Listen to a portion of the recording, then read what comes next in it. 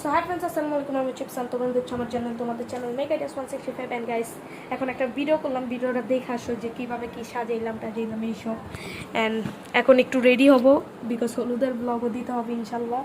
And so দেখে আসো। এখানে আমরা ডেক সেট মানে বক্সগুলোকে রেডি করতেছেন, মুস্তাকিম আছে।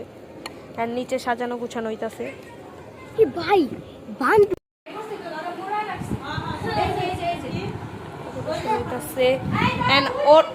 ওর অনুষ্ঠান, বাট এখানে সাজিয়েছে।